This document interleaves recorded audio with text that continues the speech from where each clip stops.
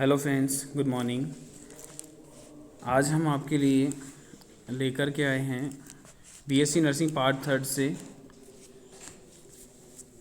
Paediatric nursing के कुछ important questions जो मोस्ट ऑफ एग्ज़ाम में हर बार रिपीट होते हैं या फिर हर एक एग्ज़ाम को छोड़ करके आते हैं। तो अपन बात करें, अगर पहले इंट्रोडक्शन यूनिट से बात करें तो पहला क्वेश्चन देखिएगा, define child health nursing and list the national health programme for child health nursing.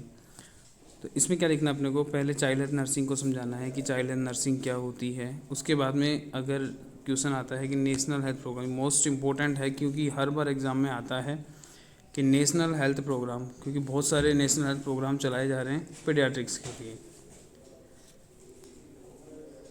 Second number देखते हैं अपन, ये बहुत इंपॉर्टेंट क्वेश्चन है, लगभग हर एक एग्ज़ाम में आता है। Discuss the recent trends in paediatric nursing. लगभग 14 ट्रेंड्स हैं जो पीडियाट्रिक नर्सिंग में हैं और हर बार नई जब भी कोई भी रिसर्च होती है पीडियाट्रिक से रिलेटेड और जैसे कुछ भी चेंज हुआ है, कुछ नया ट्रेंड्स है, तो लगभग वो ऐड ऑन होता ही होता है। तो ये वाला बहुत इंपॉर्टेंट क्वेश्चन होने वाला है, शायद एग्ज़ाम में आ भी सकता है। तो discuss the recent trend in nursing.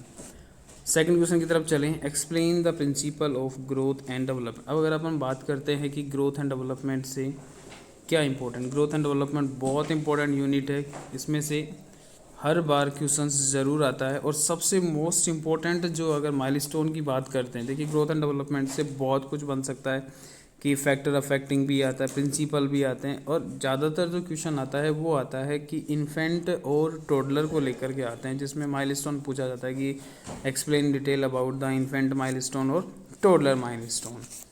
Okay guys, चलते हैं अगले क्वेश्चन के ऊपर कि अगर अपन कुछ क्वेश्चन देखें कि जैसे कि न्यूबॉर्न से रिलेटेड अगर अपन क्वेश्चन देखते हैं तो पहला क्वेश्चन बनता है अपना, explain the characteristics of newborn. ये गाइस बहुत इंपॉर्टेंट क्वेश्चन है कि देयर इज़ 99.99% चांस होता है कि ये वाला क्वेश्चन तो आता ही आता है कि एक्सप्लेन कैरेक्टरिस्टिक्स बताने होते हैं कि न्यूबॉर्न की कैरेक्टरिस्टिक्स क्या है। और अगर कैरेक्टरिस्टिक्स की बात करें तो अगला मोस्ट क्वेश्चन क्या होने वाला है, इसेंशियल न्यूबॉर्न केयर। अपन कहें जैसे ही बच्चा बोर्न होता है उसके बाद में कौन कौन सी इसेंशियल केयर आती हैं। उसके बाद चलें अपन कंगारू मदर के, ये बहुत इंपॉर्टेंट क्वेश्चन है कि लगभग एग्ज़ाम में आता ही आता है। चलो अब बात करते हैं कुछ सिस्टम से रिगार्डिंग कि उनमें से कौन कौन से ऐसे क्वेश्चन हैं जो इम्पोर्टेंट हैं। पहली बात करते हैं मेंटल रिटार्डेशन। गाइस ये भी बहुत इंपॉर्टेंट क्वेश्चन है। दूसरे नंबर पर है मेनिंजाइटिस, तीसरे नंबर पर है हाइड्रोसिफिलस और नंबर 4 पे आता है स्पाइनोबाइफिडा। इसमें से यूँ मान लीजिए कि इन चारों में से मेंटल रिटार्डेशन भी बहुत इंपॉर्टेंट है, मेनिंजा एक दूसरे से बहुत इंपॉर्टेंट, हाइड्रोसिफिलस भी इंपॉर्टेंट है। और इनमें से ये जब क्वेश्चन आते हैं तो बड़ा क्वेश्चन बन करके आता है, जैसे कि एक किस प्रकार आ सकता है कि जैसे define hydrocephalus, their types, causes, clinical manifestations, या नर्सिंग मैनेजमेंट पूछ लिया। हाइड्रोसिफिलस का तो सर्जिकल मैनेजमेंट भी बहुत इंपॉर्टेंट होने वाला है। ओके गाइस, अगर नेक्स्ट सिस्टम लेते हैं अपन, कार्डियोवास्कुलर सिस्टम। कार्डियोवास्कुलर सिस्टम से सबसे इम्पोर्टेंट है रूमेटिक फीवर। सेम उसी प्रकार ये भी बड़ा क्वेश्चन बन सकता है, उसके कॉजेज़ की डेफिनेशन, कॉजेज़ हो गए, उस क्लिनिकल मैनिफेस्टेशन हो गया, उसका मैनेजमेंट हो गया।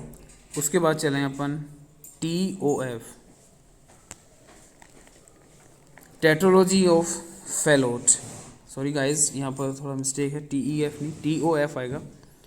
TOF का मतलब होता है टेट्रोलॉजी ऑफ फेलोट। देखिए गाइस ये बहुत बड़ा कन्फ्यूजन है कि TEF और TOF में क्या होता है। TEF जो होता है वो डाइजेस्टिव का होता है और TOF जो होता है वो अपने कार्डियोवास्कुलर में, टेट्रोलॉजी ऑफ फेलोट, जिसमें अपन पढ़ते हैं कि कॉन्जेनाइटल हार्ट डिजीज़ जो होती हैं उसमें से सबसे मोस्ट इंपॉर्टेंट है साइनोटिक के अंदर TOF, जिसको अपन जानते हैं ब्लू स्पेल्स के नाम से भी जानते हैं, या ऐसे कह सकते हैं कि जिसके अंदर हार्ट शेप का अपने को शू शेप का हार्ट दिखाई देता है, तो वो सब इसमें इंपॉर्टेंट है। तो देखिएगा डिफाइन क्या क्या पूछ सकता है टेट्रोलॉजी फेलोट के बारे में, उसके कॉजेज़ पूछ सकते हैं, उसके क्लिनिकल मैनिफेस्टेशन पूछ सकते हैं, उसका मैनेजमेंट पूछ सकते हैं, क्योंकि इसमें सर्जिकल इंटरवेंशन, सर्जिकल मैनेजमेंट भी बहुत इंपॉर्टेंट है, नर्सिंग मैनेजमेंट भी बहुत इंपॉर्टेंट है। उससे बाद में चलें अपन नियोनेटल CPR भी बहुत इंपॉर्टेंट है, क्योंकि CPR एक बहुत इंपॉर्टेंट प्रोसीजर होती है। तो सेम है जैसे एडल्ट में पढ़ते हैं, नियोनेटल में भी CPR बहुत इंपॉर्टेंट है।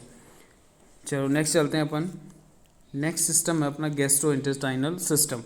इसमें से पाइलोरिक स्टेनोसिस है, एनोरेक्टल मालफॉर्मेशन है। इसके अलावा अगर अपन सेकंड मोस्ट की तरफ चलें तो उसमें आता है हिस्पंग डिजीज, जिसको अपन बोलते हैं मेगाकोलोन कहते हैं, या फिर अपन कह सकते हैं एगेंग्लियोनिक मेगाकोलोन के नाम से जाना जाता है। ओके गाइस, नेक्स्ट सिस्टम देखते हैं अपन रेस्पिरेटरी सिस्टम। रेस्पिरेटरी सिस्टम में से मोस्ट ऑफ में से अगर अपन देखें तो न्यूमोनिया सबसे ज़्यादा इंपॉर्टेंट क्वेश्चन, क्योंकि न्यूमोनिया लगभग आता ही है। न्यूमोनिया हो गया, उसकी डेफिनेशन, कोजेस, क्लिनिकल मैनिफेस्टेशन और मैनेजमेंट पूछ सकता है। दूसरा आता है क्राउड। ओके गाइस, नेक्स्ट देखते हैं अपन रीनल सिस्टम। रीनल सिस्टम में से नेफ्रोटिक सिंड्रोम, और अगर अपन देखें जेनाइटो यूरिनरीज की पूरी कंप्लीट बात करते हैं तो नेफ्रोटिक सिंड्रोम हो सकता है और एपिस्पाडियासिस या हाइपोस्पाडियासिस, दोनों में से कोई एक। एपिस्पाडियासिस शॉर्ट नोट में ही लगभग आता है। ओके गाइस, नेक्स्ट देखते हैं अपन कि हाई रिस्क न्यूबॉर्न के अंदर, क्योंकि हाई रिस्क न्यूबॉर्न एक यूनिट अपने आप में बहुत इंपॉर्टेंट यूनिट, इसमें बहुत सारे क्वेश्चंस बनते हैं।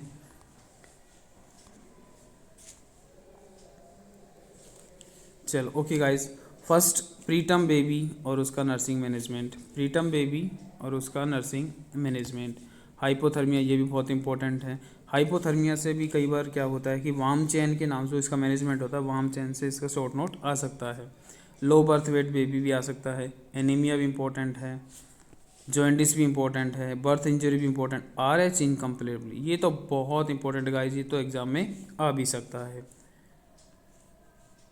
चलो नेक्स्ट देखते हैं कुछ शॉर्ट नोट्स। देखिए गाइस, ये लगभग एग्जाम में रिपीट हुए वाले क्वेश्चन हैं, क्योंकि ये सारा पेपर जो है लगभग मोस्ट ऑफ एग्जाम में से कौन कौन से ऐसे इंपॉर्टेंट हैं वो अपन ने बनाए हैं। चलो देखते हैं। पहला क्वेश्चन अपना BFHI, baby friendly hospital initiative.